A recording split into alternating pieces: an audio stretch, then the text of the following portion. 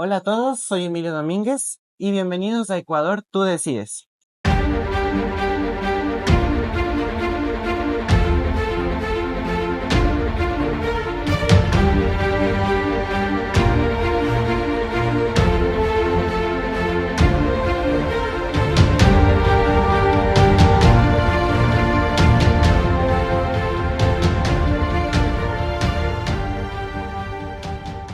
El día de hoy estamos con Jimmy Jairala, candidato a la presidencia de la República por el Movimiento Centro Democrático Lista 1. Muchas Buenos días, gracias. Jimmy, muchísimas gracias por Un gusto, recibirnos. Emilio, estar con usted.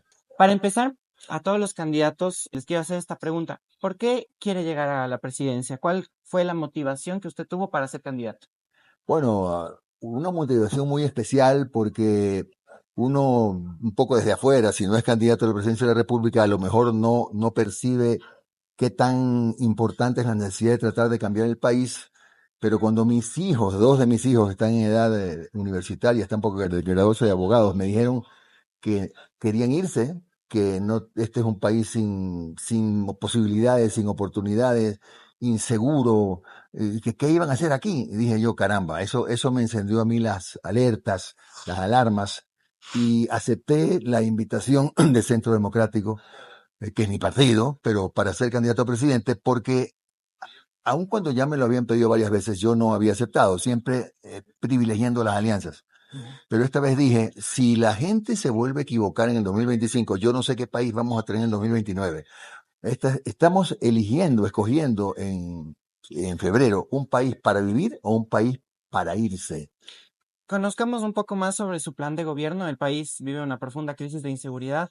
¿Cuál es su plan en el tema de seguridad? ¿Nos podría detallar de manera precisa qué acciones propone usted y cómo las va a realizar? Claro, a ver, el gran problema que hay en este país, más allá de los controles laxos, débiles en los puertos, más allá de que este sea un país que sí, que tiene gran actividad del narcotráfico por los 5 puertos, más los privados, 12 puertos que tiene. Más allá de eso, parece ser que lo que agrava la inseguridad acá es que el narcotraficante aquí está cómodo porque le resulta menos difícil que en otros países lavar plata. Entonces, lo que tenemos que hacer primero es hacerles la vida más complicada para que no puedan bancarizar o lavar su plata. ¿Cómo?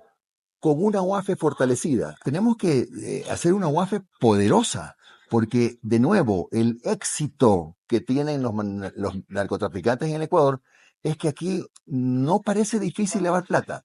Si usted le cierra las puertas de las lavanderías de plata, si le cierra las puertas de la bancarización cómoda, entonces ya no es un negocio bueno estar acá.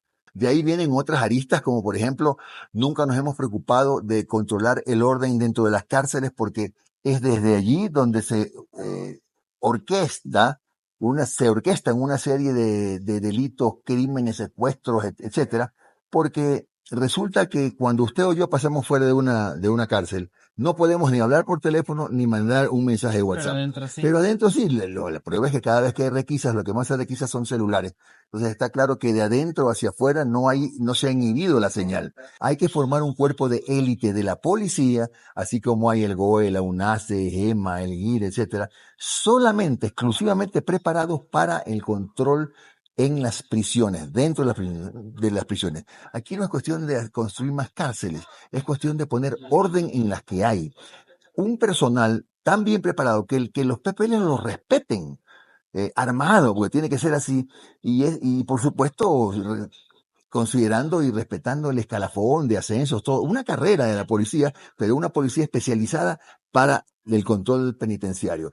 Es bueno, si quiere le digo por qué ha recrudecido el tema del microtráfico en un minuto. Antes el negocio de los traficantes de drogas era recibir la droga y pagar con billetes. Ahora reciben la droga y pagan una parte en billetes y otra parte en droga. ¿Qué tiene que hacer el que recibe ese pago así?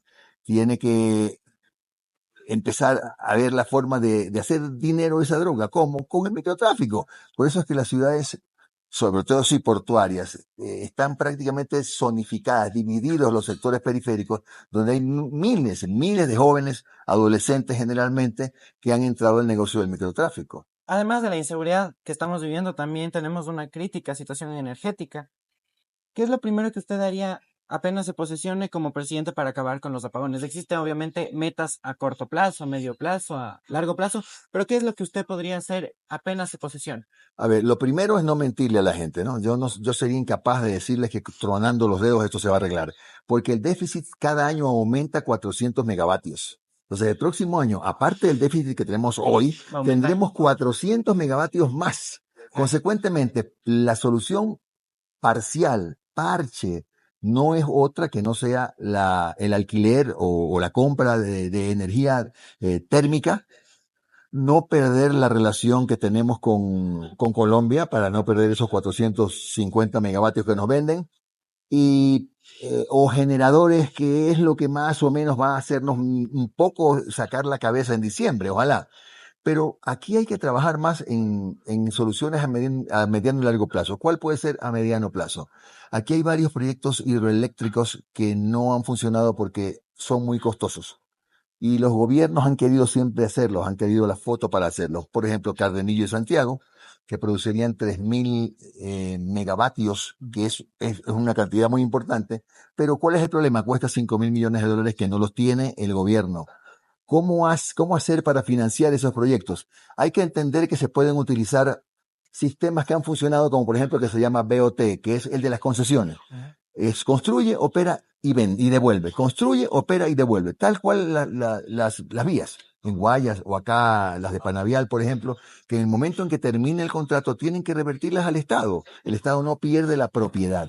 Lo mismo hay que hacer con las hidroeléctricas. Contratos a 20, 25 años financiados por la empresa privada nacional o extranjera, pero el Estado no deja de tener facultad fiscalizadora y reguladora. Entonces es la única forma, porque de otra manera no hay cómo. Hablamos mucho de la necesidad, sobre todo los jóvenes como usted, de la transición energética, o sea, pasar a una economía post-extractivista.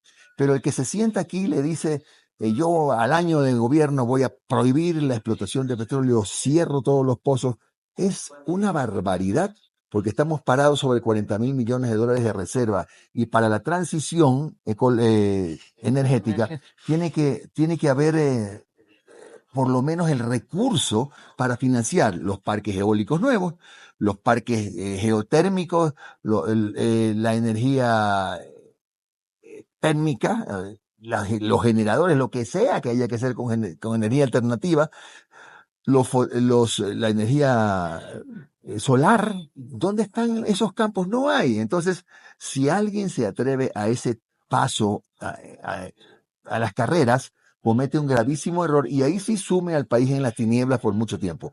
Hay que seguir explotando el petróleo, aunque no nos guste a muchos, porque es la única arma, la única herramienta que nos va a dar recursos para poder pagar lo que nos va a costar esa transición. Usted, en este caso, ¿qué haría respecto, por ejemplo, al pronunciamiento del tema del Yasuní?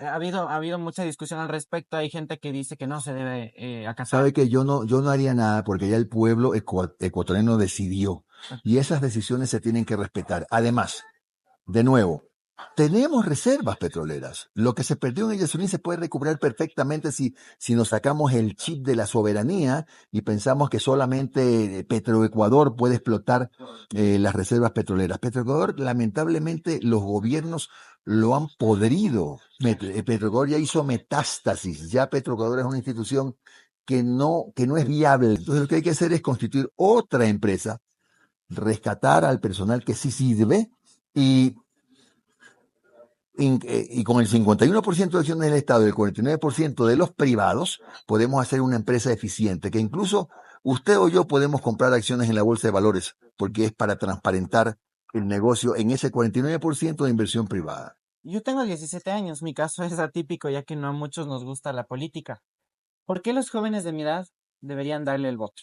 ¿Qué espacio tendrán los jóvenes en su gobierno? Vea, yo he dicho en algunas ocasiones qué cosas se pueden hacer, pero siempre con toda transparencia digo que lo primero que tenemos que hacer es comenzar a componer la economía, porque un país con 86.500 millones de dólares en deuda, un país con índices de consumo bajísimos al extremo que tenemos inflación cero, eso no es bueno, eso es malo, porque quiere decir que nadie vende, y si nadie vende tiene la mercadería en stock, y si tienen en stock es que no circula plata, o sea, no es bueno eso. Si no recuperamos la economía del país, las oportunidades para los jóvenes son más complejas. Pero ¿qué se puede hacer? Por ejemplo, hay espacio para los jóvenes. Más allá de programas que hay que mantener, como programas de becas, hay que empezar a impulsar las nuevas carreras a raíz de la aparición de la inteligencia artificial. Hay numerosas carreras que pueden permitir a jóvenes que se titulen en 2 años. Pero ¿quién tiene que hacer eso? Yo no creo que sean las universidades. Deberían ser los institutos tecnológicos con el apoyo del Estado, que hoy no les da, para que en 2 años tengan los jóvenes una carrera de tercer nivel y gran oportunidad de trabajo, porque hay montones de carreras nuevas que ni siquiera las conocemos todavía, algunas de esas en el Ecuador.